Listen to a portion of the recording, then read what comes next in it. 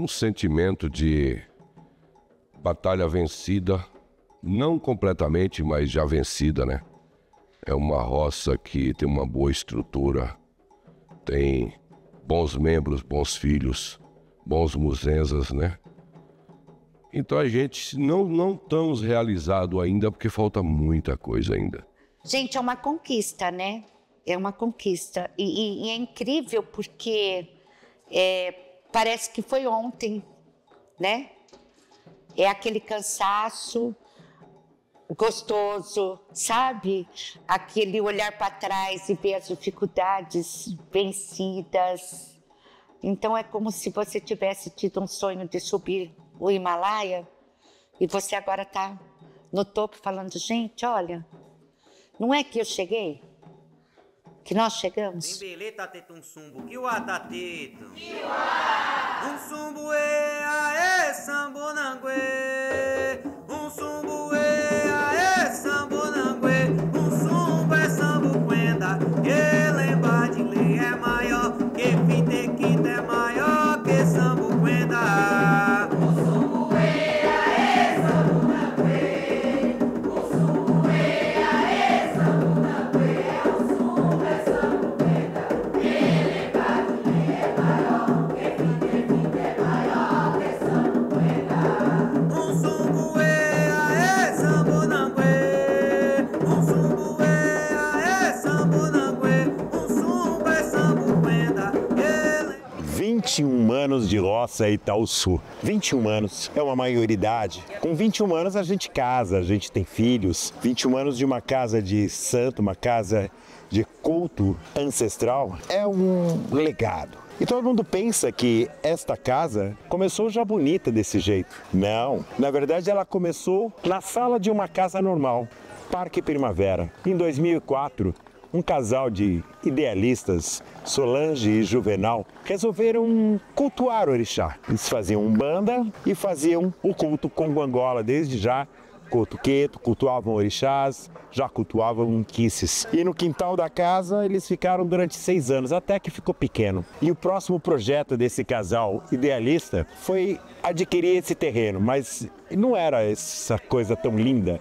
Era mata fechada, gente. Era isso. Eles vieram num Fusca. Era a única coisa que eles tinham. Um Fusca que entrou naquele portão lá em cima, barro, floresta fechada, pedras. E eles meteram a mão na massa e construíram um barracão de madeira. Um altar. E esse barracão de madeira, e eu me lembro muito bem que em 2013 eu fiz uma reportagem para o jornal Aueto e vim visitar essa casa. E quando eu vi essa maravilha, o barracão de madeira, eu escrevi que era um paraíso encravado em plena, numa colina da Mata Atlântica. Essa maravilha de lugar cultua os inquices, os miquici, ou seja, os divindades Congo-Angola. Mas é diferente de orixá, o miquici. O culto Congo-Angola, deveria ser mais antigo do que o culto de orixá no Brasil, porque os bantus chegaram primeiro. Eles chegaram exatamente em 1576, logo depois do descobrimento do Brasil. E eles criaram uma estrutura de culto muito baseado no sincretismo católico, que misturou com culto indígena. Então, a gente pode ver isso aqui. O povo Congo-Angola chegou escravo. Esse tráfico veio da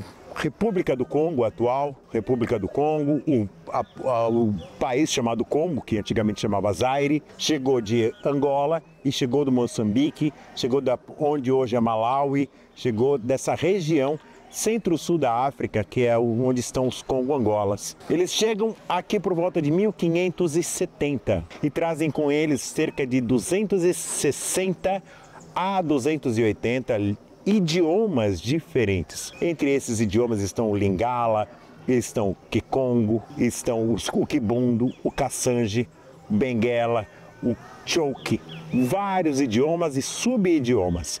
Trouxeram tudo isso para o Brasil e aqui eles fizeram um pacto chamado Pacto de Senzala, de não agressão, para proliferar essa cultura. Hoje esses idiomas estão presentes em muitas coisas que vocês fazem. Vocês colocam sapato, vocês vão no quitanda, vocês comem quitute, vocês comem paçoca. Muita coisa da cultura Congo-Angola está no seu dia a dia. Você come cuscuz.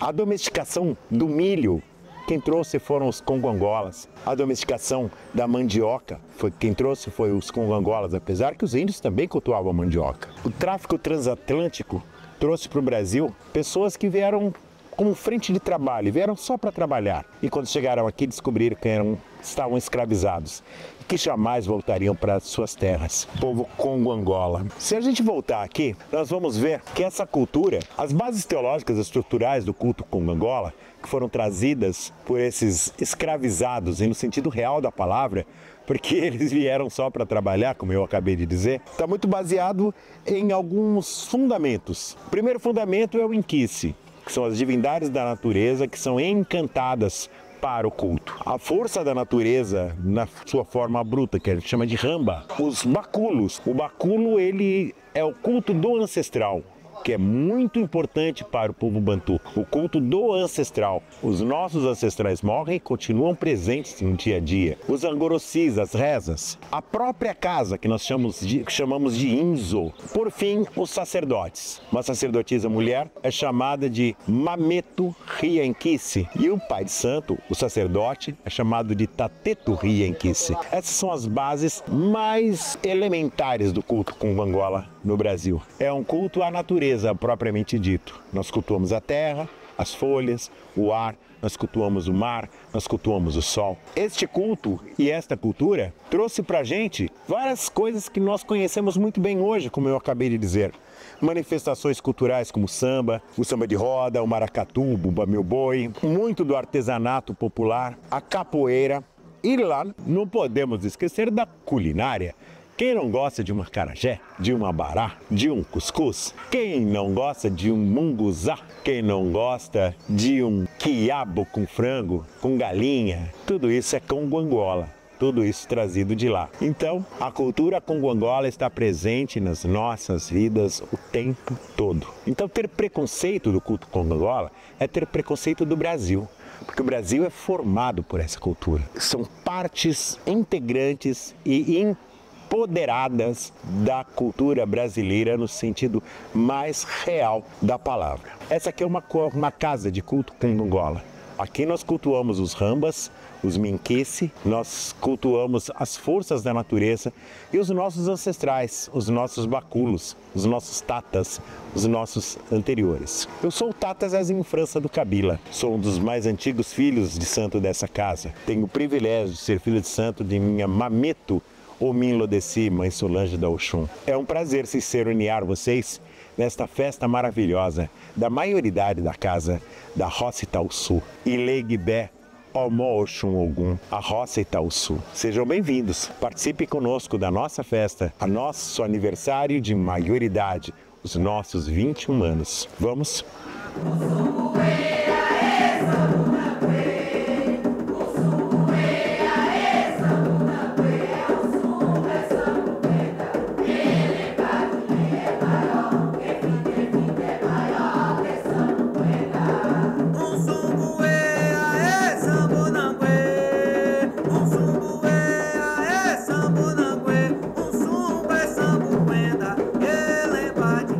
A minha história ela é simples, né?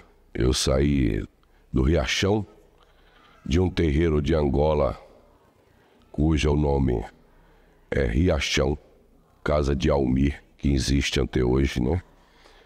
Fui para outro terreiro no Buraco do Boi, Casa do Senhor Ulisses, que é um outro terreiro de Angola, em Poções, da Bahia. Permaneci até encontrar Omin Deleuá, aqui em São Paulo, e retomar as obrigações, e aí eu decidi abrir uma roça junto com a minha esposa e a Solange. E viemos para debaixo de Bolona. Compramos o terreno, que era o único dinheiro que a gente tinha, e entramos embaixo de uma lona, vendemos tudo e começamos a roça Itaúsu. E nós viemos para cá, dentro de uma barraca, vendemos tudo que tinha. Passamos uns 4, 5 meses morando numa barraca até construir a nossa primeira casa. Isso foi em 2009, né? E começamos a construir. E hoje, né, 16 anos aqui, comemorando 21 anos e com essa estrutura que as pessoas conhecem, né? Aqui é o Itaúsu. Itaúsu significa pedra forte, né? Lajedo forte. Então a gente chegamos no bairro Itaúsu e para nosso vocabulário, o Itaúsu ele é pedra forte. Então decidimos colocar dentro do bairro Itaúsu a roça Itaúsu. E daí a gente fez essa opção, né? Nós viemos para o Itaúsu e vai se chamar Roça Itaúsu. Até porque realmente aqui uma das maiores dificuldades para a gente construir aqui, para tirar, delimitar, aplanar o terreno, foram as pedras. Aqui, literalmente, nós cavamos pedras. A Angola, quando eu me deparei realmente, que eu falei, eu vou tocar Angola, foi um pedido que teve um grande amigo meu chamado Sambaqueci, um grande pai de santo, Loaci, um grande pai de santo, Boaci, um grande pai de santo. Pessoas da antiguidade. E fez esse pedido para a gente não deixar morrer a tradição aqui dentro da cidade de Mauá, né? Mas é muito difícil ter essa tradição na cidade de Mauá. Hoje é muito complicado, mas são os resistentes. A resistência está fazendo a gente cada vez mais subir degrau por degrau. Toda a estrutura da casa, quem nos ensinou foi o nosso avô, meu avô, né? Que era do Angola, né? Apesar da gente ter nascido, né, no Queto, o meu avô, e a gente prometeu para ele que a gente tocaria Angola. A casa é de Angola por isso, você entendeu? Nessa época eu não tinha tanto conhecimento de pais de santo. Eu tinha amizades, mas não tinha, né? Eu estava assim, órfã de pai e mãe de santo. Então toda essa estrutura foi feita sob a orientação de um avô. O momento e a fase é quando realmente eu e a minha esposa dentro de uma barraca e a chuva, infelizmente, não vou falar isso, a chuva deu um auxílio pra gente e levou a barraca embora e a gente ficou embaixo da chuva.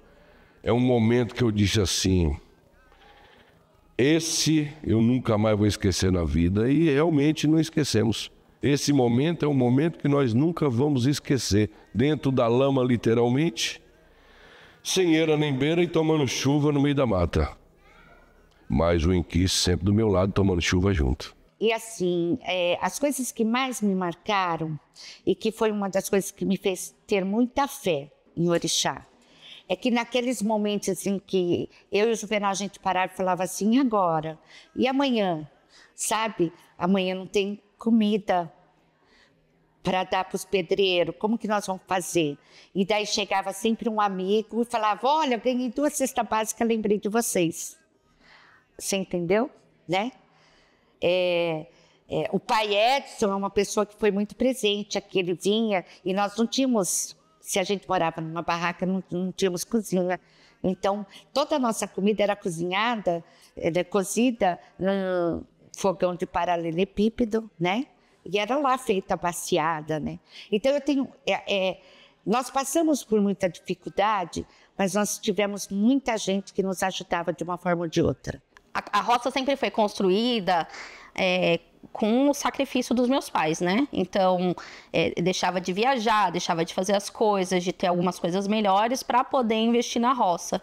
E tudo foi feito muito picado, né? O chão era de um jeito no barracão, fora era de outro, no banheiro era de outro, no banheiro tinha 20, 30 azulejos diferentes, teve o chão de caquinho, porque era o que quebrava e que era o que a gente podia pôr. Eu acho que minha maior realização é hoje ver o chão do barracão inteiro por completo, da cozinha até o barracão, um piso só. Essa eu acho que é a maior realização aí da minha vida, porque ver o quanto a gente cresceu como casa, né? Nós éramos um quadradinho, né? Pequenininho. É que eu não dormi na barraca debaixo de chuva. Nessa época eu fazia faculdade, então eu morava perto da faculdade. Eu só vinha pra cá aos finais de semana, né? Então E eles não gostavam que a gente dormisse aqui, eles faziam a gente voltar, porque eles tinham essa questão de dormirem. A gente fez muita festa na barraca, porque quando eles vieram para cá, foi tudo roubado, né? Então, os materiais de construção. Então, o Juvenal ficou com medo de colocar mais material e entrarem novamente e roubar. Então, quando ele montou a barraca, literalmente no terreno, ele veio sozinho, veio ele, mais um pedreiro que vinha dormir aí também, para eles começarem a casa estrutural deles, que era pequenininha, só para eles poderem entrar. E nisso foi 6 meses, né? 6 meses de construção, porque teve muita dificuldade.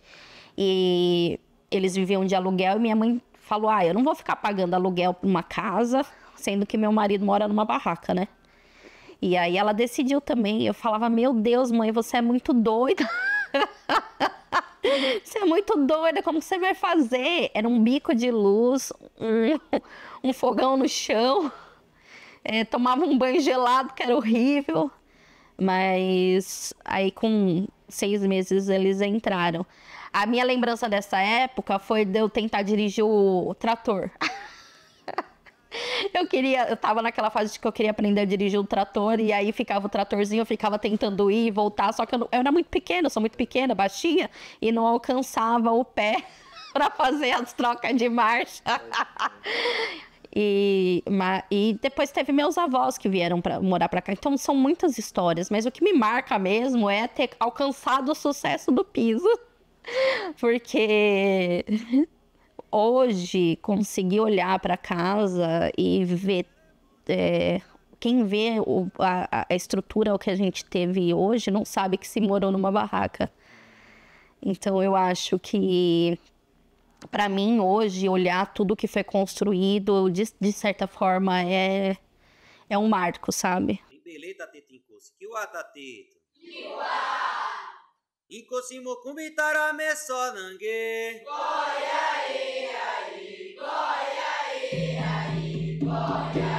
Incosimo kumbitara mesonangue.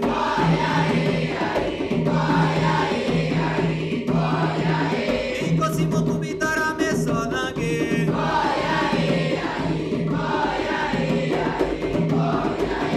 Incosimo kumbitara mesonangue.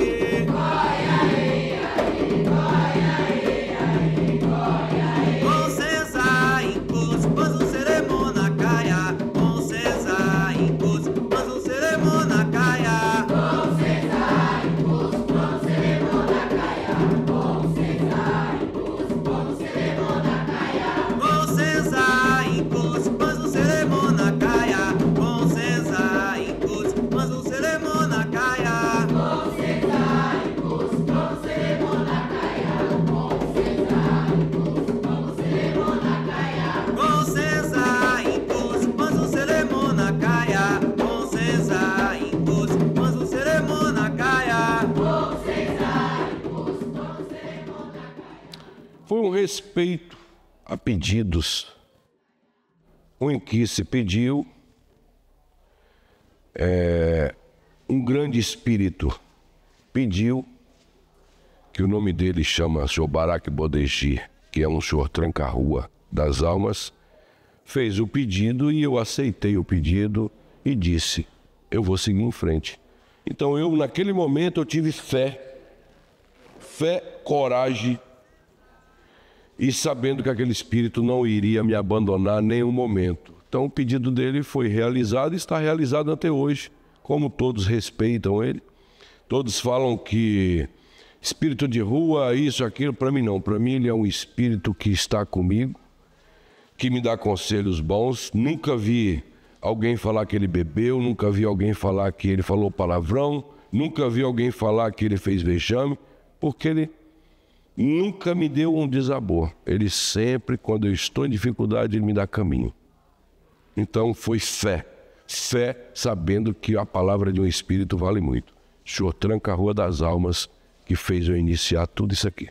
Primeiro espírito que desceu na minha cabeça, dentro do buraco do boi e dentro do Riachão. Estado da Bahia, Poções, Bahia. Foi o senhor tranca-rua das almas. E tem um nome, o nome dele é Barak Bodeji. Olha, eu acredito que ultrapassa a raiz da fé, sabe? Porque fé é você acreditar que aquilo vai ser possível, entendeu? Né? E daí você começa a barganhar, você faz troca, né? Eu vou além da fé, eu vou da concepção de que realmente eu acredito que o inquice exista. Porque tem gente que fala, eu tenho fé, mas não se importa, esquece de um Depuru, esquece de um Padê, né? E quando você ultrapassa a questão da fé, você acredita que realmente aquilo que você, né, prega, aquilo que você vive, ele realmente existe, né? Você passa a ter uma tranquilidade que as coisas se resolvem, assim, eu não sei como que eu vou pagar, mas se eu estou fazendo por orixá, vai aparecer uma coisa, uma solução, né? Agora, tudo é uma questão de troca, né? Da troca próspera. O orixá, Oxum e Ogum nunca pediram para nós uma casa com piso, com lâmpada, com ventilador. Eles queriam uma casa. Se eu dei o melhor é porque na nossa concepção, né, existe a troca próspera, né? O que eu dou para o universo, ele me retribui, né? E se o orixá é uma energia que vive em mim e ele precisa trabalhar essa materialidade, né, a vida comum, eu tenho que ensinar essa energia o que é bom. Então é mais do que fé, você entendeu? Que é uma filosofia de vida, né? Como é que eu posso dar o pior e desejar o melhor? Então é uma questão de amor, sabe? De você realmente perceber que você é orixá, é inquice, e inquice é você. Não existe separação. Você entendeu quando eu falo o porquê que é além de fé? É nesse sentido. Eu digo que se você tiver fé, coragem, você alcança o que o inquice te dá. O inquice ele não vai te dar fortuna, mas o inquice ele não vai te deixar jamais passar necessidade. Que Cocimocumbo, que Roximocumbo, o povo tem muitos nomes a dar, né? Que Ogum, que Badagri, dê muita paz, muita saúde. É só você ter fé nesses inquices, nesses orixás, nesses moduns que você consegue. E ter coragem, né, filho? Sem coragem de trabalhar, não adianta você fazer nada na vida, né? Isso é muito interessante, né? Uma das grandes lições que Oxum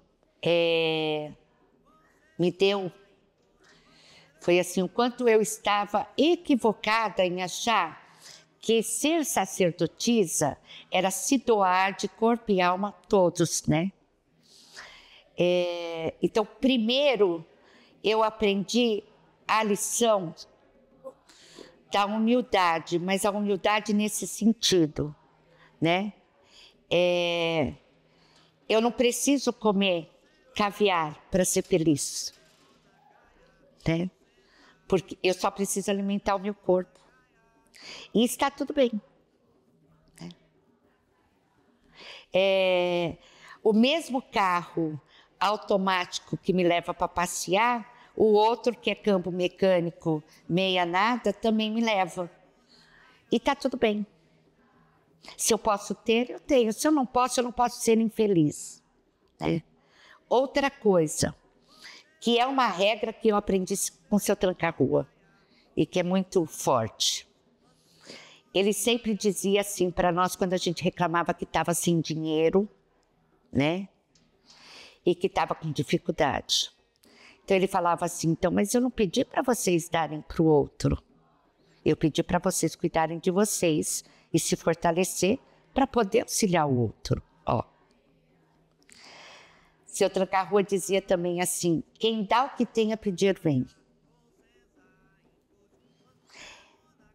E quem vive sem regra, morre sem honra.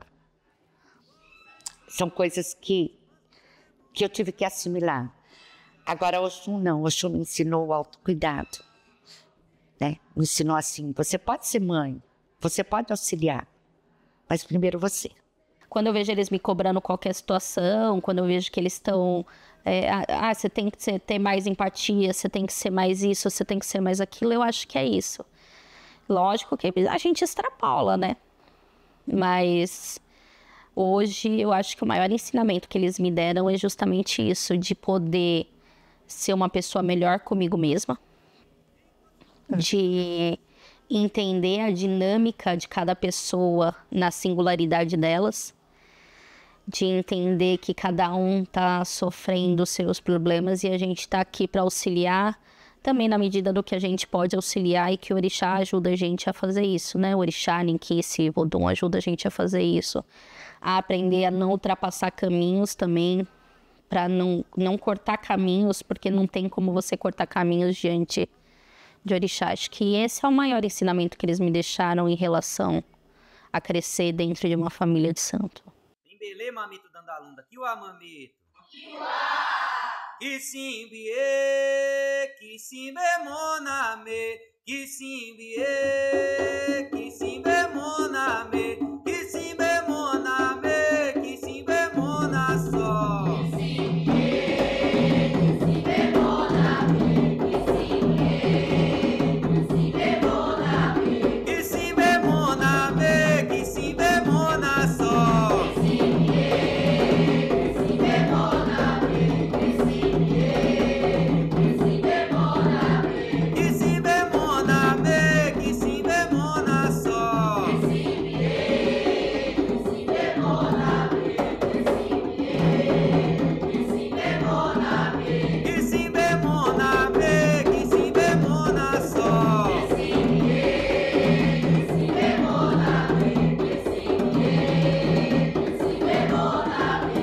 Antigamente funcionava assim, a gente ia para casa dos nossos avós, a gente ajoelhava e pedia a benção.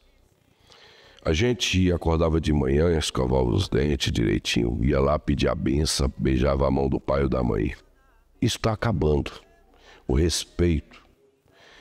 O que nós queremos com as crianças vindo para a Roça Itaúsu? Aprender o respeito aos antepassados, respeitar pai e mãe. Porque pai e mãe, quando se vai, a gente sente muita falta. Mas o Inquice também, quando abandona a gente, faz muita falta. Tá? Então vivemos dos nossos antepassados. Eu quero muito que meus netos cheguem a pedir bênção a todo mundo. Não importa o que a pessoa seja, de que religião seja. O importante é sabe aquele Deus abençoe? É maravilhoso você escutar. Então, as crianças vêm para cá. Eu não gosto que briga com as crianças.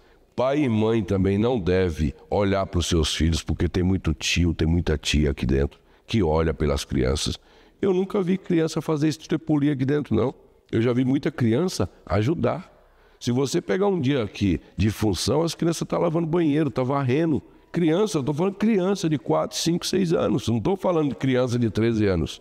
Porque hoje criança de 13 anos não é mais criança, né? Mas crianças hoje de 4, 5, 6 anos estão limpando o sagrado, está limpando um animal de um Inquice, está limpando ali uma galinha de um Inquice, para quê? Para se alimentar. Eles estão dando valor à própria alimentação.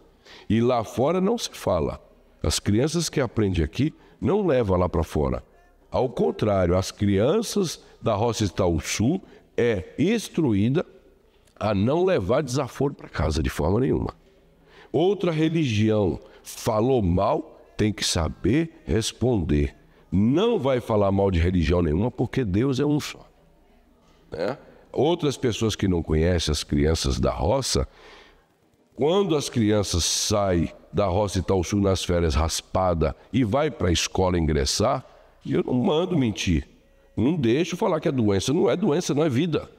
A feitura dentro de uma roça é vida, não é doença. Então tem que falar a verdade. Eu sou de Candomblé. Vai para um hospital se internar para cirurgia, coloca lá embaixo, eu sou de Candomblé. Só assim o seu zelador pode entrar. Só assim o seu zelador pode ir lá ver as crianças dentro de um hospital, pode ver as crianças numa escola, pode saber de um boletim de uma criança na escola como está. Porque a roça Itaúsu, se as crianças não estudar lá fora como aqui dentro, não é aceita as crianças aqui dentro, tá bom? E eu achei muito interessante isso, por quê?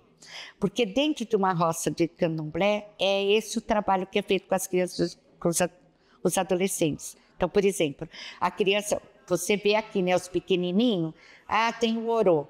Aí eles ficam brigando, um brigando com o outro que quer ajudar a limpar o frango. Então, aqui eles são ensinados que assim, olha, nós vamos comer, mas primeiro a gente tem que pegar o frango, nós vamos ter que limpar o frango, aí nós vamos ter que cozinhar o frango, né? Enquanto estão cozinhando, eu tenho que limpar o banheiro, eu tenho que fazer isso, e cada um deles tem essa responsabilidade. Então você já ensina a criança e o adolescente que ele tem o direito depois que ele cumpre o dever, que é o que deveria ser feito dentro de uma casa que às vezes não faz, né? Então, essa educação a gente quer também mostrar que ela é feita aqui, né? Porque as pessoas acham que aqui a gente só se veste de baiana de acarajé e mata bicho. Eles não sabem essa concepção familiar de educação, de limite, de respeito, né? Então, se você consegue extrapolar essa visão educacional, essa experiência educacional lá para fora, tá ótimo. Para mim, hoje, ver criança e adolescente e poder pegar pela mão e falar, vamos, que você tem todo o potencial do mundo para ser alguém que você veio destinado a ser, então vamos trabalhar para isso. Isso, para mim, é uma satisfação. Por mais que eu não tenho filhos de santo, né? Porque por mais que a gente tenha essa estrutura, eu não me sinto tão preparada, porque todo mundo é, de certa forma, meu filho de santo também. Porque eu estou na obrigação de todo mundo. Então, eu estou ajudando na obrigação de todos. Eu faço tudo por todos. E é isso que eu quero, que todos eles prosperem. E eu quero que essas crianças cresçam dentro do candomblé, olhando e falando o quanto esse candomblé era bonito. O quanto o orixá trouxe para a vida deles, o quanto a família deles prosperou. Não prosperou só financeiramente, mas, sabe, às vezes prosperou numa questão de estrutura que às vezes a família não tinha, de criar laços e vínculos. Nós temos muitos familiares aqui, muitas famílias inteiras, onde tem o pai, a mãe, os filhos, os netos, né? Então, para mim é uma satisfação poder viver isso e ver, principalmente adolescente, que a gente tá naquela fase, criança, ainda é tudo muito gostoso, eles estão brincando, eles estão lidando, eles estão aprendendo a ver aquilo e a não ter medo do que acontece. Eles estão vendo que a gente se diverte para fazer aquilo, eles estão vendo que a gente está louvando e está louvando com amor, não é uma coisa cansativa. Por mais que às vezes seja uma obrigação, alguma situação em que demanda tempo, eles estão vendo o quanto a gente se doa. E é isso que eu quero passar para os nossos filhos de santo, para as crianças, é isso que eu quero passar para os adolescentes, em que eles possam ter, além da família carnal, nós como base para que eles possam ver, não, olha, eles estão me ajudando a ir para frente. O trabalho do candomblé para essas crianças são, assim, bem interessante. Eu acho que o candomblé influencia bastante na nossa educação, assim, porque numa casa de candomblé você aprende de tudo, né? A mesma coisa, você vai aprender a dançar, né? Você vai aprender... A gente brinca, fala que aqui tem de tudo. Tem aula de dança, aula de artesanato, porque vocês fazem fio de contas, então eu acho muito legal quando tem gente recolhida e tá fazendo os fios e as crianças, eu posso fazer um fio pra mim? Então elas fazem fio, tipo, quando tem ouro, elas estão lá, ajuda a gente a limpar frango, ajuda a gente a virar bucho, é muito legal. Coisa que a maioria de povo fala, ai não, eu não vou mexer nisso, as crianças vão lá e ajudam. Acho bem legal, então influencia bastante questão de educação, respeito, né? Que hoje em dia é o que é mais cobrado, respeitar os mais velhos, então elas sabem que elas têm que respeitar, né? Aprender bastante é que elas aprendem, né? Com a gente que, eu falo com a gente mais velha de idade, né? Tipo umas crianças de 10, 9 anos aprende com a gente, né? Olhando o que a gente faz, elas vão imitar. Então, influencia bastante a questão disso lá fora, para usar lá fora, né? Por ser adolescente, né, jovem, a gente não sabe muita coisa. Mas aqui dentro da roça, a gente aprende muita coisa que a gente não aprende lá fora, a gente aprende aqui a criar muita maturidade, não só dentro da roça, mas criar maturidade com a vida também, sabe? Pra mim é isso. É uma responsabilidade, a gente tá sempre aprendendo aqui dentro. Sim. A gente aprende de tudo, respeita todo mundo, né? E é isso. Bastante, a gente aprende a ter o respeito desde o seu mais velho ao seu mais novo, do mais novo ao mais velho e por aí vai. A gente sabe o momento certo de entrar na conversa, do que perguntar, qual forma falar, do que falar também, porque também não adianta falar o que não deve. E respeitar sempre os outros, a maioria, assim. Eu acredito que acaba influenciando bastante, sim. O que a gente aprende aqui, a gente tem que praticar lá fora também. Respeitar os pais, professores. Aquele sempre que está ali para nos ajudar em alguma coisa. Acaba auxiliando, como fala? Auxiliar mesmo, auxiliar. Não, eu tinha a palavra que eu tinha falado. Acaba influenciando bastante.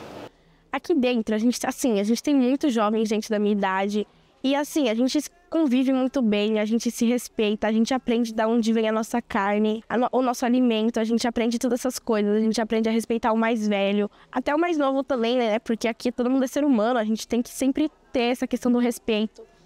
E isso, assim, é uma coisa muito importante, eu aprendi muito isso aqui dentro. Eu vejo o espaço de Candomblé como um quilombo, né? Se as pessoas forem ver, é um espaço civilizatório, é um espaço cultural, é um espaço educacional. Então você aprende de respeito, de amor, né? De saber conviver com outras pessoas. Então o ambiente de Candomblé, ele é muito bom. E se uma criança ou um adolescente ele já vem dentro dessa disciplina, a gente acredita que lá fora iremos ter pessoas de caráter muito melhores, né? E vamos quebrar vários tipos de preconceito que as pessoas têm pela gente, né? Por causa de situações de racismo religioso, dessas coisas todas. Então, a gente conseguindo já desenvolver as crianças, né, os adolescentes dentro de um barracão, dentro de um quilombo de umbanda, de candomblé, a gente consegue fazer essas pessoas se tornarem pessoas melhores lá fora como cidadãos. O candomblé ele é uma religião formadora de caráter, antes de qualquer coisa. Muito por causa da cultura, da formação da religião. Porque nós fomos formados a partir de uma perseguição, de uma diáspora, de um sofrimento. Então, quando o candomblé foi formado no Brasil, ele foi formado como uma pequena África, como um espelho daquilo que acontecia nas tribos africanas. Uma casa de candomblé tem este caráter de abraçar, de comungar. Então aqui, cada pessoa aqui é pai e mãe de todas as crianças e todos os adolescentes. Todos nós somos responsáveis pela educação, pelo caráter e pela formação social desses infantes, desses jovens, desses adolescentes. Muito por conta do nosso exemplo. Isso é uma coisa que minha mãe, Solange, sempre diz. E lembra muito que Monteiro Lobato deixou como imortalizado: as palavras convencem, mas o exemplo arrasta. Então, minha mãe deixa muito claro que nós, mais velhos, nós temos que ser exemplo para esses jovens e para essas crianças. Se você olhar, e com certeza você já viu e vai mostrar, a quantidade de crianças que estão aí vestidas de santo, muitas delas trabalhando, carregando uma panela aqui, carregando uma comida ali, ao sentido de responsabilidade, de pertencimento que esses infantes têm aqui na roça, eles levam para sua vida secular e para sua formação de caráter e de cidadania. Então, o candomblé e a nossa roça, a Roça Itaúsu, é sim um elemento de transformação social e de formação de caráter.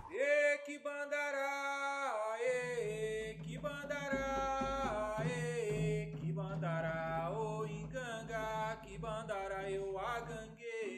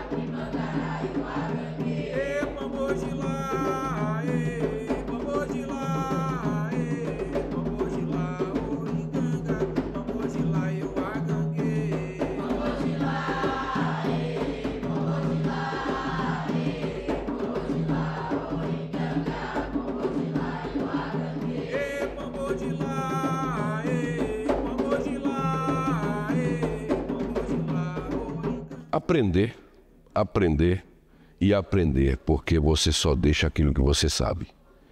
Eu acho que não vou falar de dificuldade financeira, porque dificuldade financeira a gente vai passar por cima e vai resolver. Tá? Eu vou falar sobre aprendizagem. Todos que estão comigo aprendeu muito comigo esses últimos anos. Sabe que a Roça Itaúsu já passou por muitas coisas, muitas reformas, muitas dificuldades. E espero que eles levem isso sempre para frente. Não deixe cair jamais o nome Roça Itaúsu. Não use uma roupa da Roça Itaúsu em vão. Não use o nome da Roça Itaúsu em vão. Não estou falando o nome de Juvenal, o nome de Solange. Não estou falando isso. Eu estou falando para não usar o nome da roça. A roça hoje é uma instituição toda documentada, uma instituição que pode receber auxílio de onde quiser, de onde vir. Não pedimos nada a ninguém. Mas se vier, vai ser muito bem-vindo. Se vier pessoas fazer projeto, a gente vai abrir a Roça Itaúsu para projeto, sim. Tá? Cara, o que eu tenho de ensinamento, deixar de ensinamento para eles é mostrar a guerra que nós temos o dia a dia. E eu já tenho tudo. O que mais que eu tenho que ter? Velho, eu não tenho mais o que eu tenho que ter para o futuro. Cara, eu quero saúde. Saúde. O resto eu conquisto. Bom, daqui 21 anos eu quero pelo menos estar viva, né? Já tô no lucro, assim, né? Eu quero pelo menos poder um dia me sentar nessa cadeira que eu ganhei, que eu não consigo ainda em festa.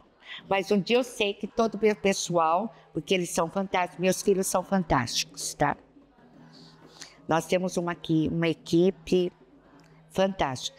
Então eu acho que eu vou conseguir ficar sentadinha, tipo veinha, sabe? Com aquela blusinha assim, né? Olhando candomblé. E o povo tudo assim, e eu falando, olha, como fez bonito, né? E poder fazer as festas e ver que eu tenho netos, bisnetos, isso em termos religiosos, né? Mas a gente já tem alguns projetos da roça, de ser centro cultural, que ela já é um centro cultural, e da gente poder trabalhar a questão religiosa, a questão social, política, educacional da comunidade, né? Dos povos de tradição de matriz africana, e expandir agora pela internet, que é o momento, né? A gente não pode nem falar que não pode fazer isso, porque Ogum é evolução, né? Então, a gente faz por Ogum. Tô brincando. Mas, assim, trabalhar essa parte cultural, né? E ter essa vertente da roça, essa parte da roça social, né? Mais estruturada. A gente já faz um trabalho social junto com o Instituto Aueto, né? Mas chegar a ser, assim, uma parte bem mais organizada para que a gente possa também trabalhar não só a religiosidade, mas a parte cultural e social também. Eu já falei que eu vou construir uma rampa para poder levar eles de carrinho até lá em cima, porque eles vão estar velhinho caquético já, né? Tô brincando, não tão velhos assim. Mas eu acho que a gente tem condição de se manter aí por 100, 200 anos. Se a gente crescer, hoje nós frutificamos aquilo que a gente plantou, né? Falam da questão do pé de ubi, que demora para dar frutos, né? Eu acho que é basicamente isso, né? A gente demorou um pouquinho, mas a gente criou raízes fortes, e eu acho que daqui 21 anos o nosso pé de ubi tá maduro para dar os frutos, muitos mais frutos do que já dá hoje. A Roça Itaúsu quer oferecer para a comunidade, cara, um pouco de alegria. Mostrar que o inquice, que o candomblé não é isso que o povo fala, tá? Mostrar que existe festa, existe crianças, existe o ensinamento, existe estudos. Então a Roça Itaúsu hoje está pleiteando muito isso, que as pessoas tenham curso, que as pessoas vão para a faculdade, que as pessoas estudam, porque candomblé não é para gente burra. Candomblé é para gente que tem força de vontade de ir para uma faculdade, estudar e ser alguém na vida. Uma roça que se preza, ele coloca seus filhos todos em emprego. Prioridade, emprego para os seus filhos. Não importa se naquele dia ele está trabalhando, o importante é que seus filhos estão trabalhando e você está sozinho. Mas você não está sozinho porque você quer, você está sozinho porque o seu intuito é que seus filhos trabalham e tenham os objetivos da vida da família deles. A Roça Itaúsu é para eles virem cuidar da roça final de semana e ser feliz, cara. Porque candomblé também é felicidade, né? Eu acho que a missão de qualquer líder espiritual, né, na minha concepção, tá, deveria ser assim. Qual é a minha missão quanto sacerdote, zeladora? Qual é a missão dessa casa? É fazer com que cada um que entre aqui seja um ser humano melhor. Lógico que através dos princípios e da filosofia do que a gente vivencia e prega, né? Mas ser um ser humano melhor. Então, porque ser um ser humano melhor, o que vai acontecer? Eu vou englobar tudo, né? Eu vou trabalhar a sua psicologia, a sua materialidade física, a sua espiritualidade, as suas concepções de mundo, de vivência, de pertencimento, de educação, né? Então, se eu sempre falo assim, se eu conseguir, né, que cada um que adentre a roça, que ela consiga ser um ser humano melhor para ele, eu já cumpri a missão. É de bandolum, angolese, lunda, muxicongo, que o ain que se lunda, muxicongo.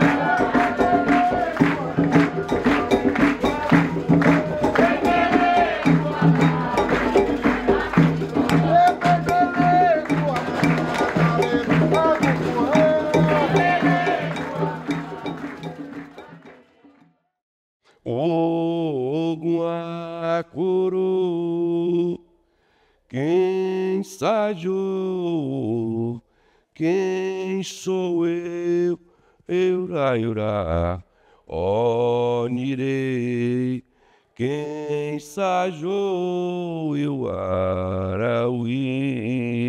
Eu sei que é cedo quando andar lunda, eu sei que é cedo quando eu andar. Caçange, colossange, de amuquenã, tundo caia, ela caia de amundelé. Caço tenda, tundo caia, ela caia de amuquenum. Angoromeia, congoro, samba, de Angola.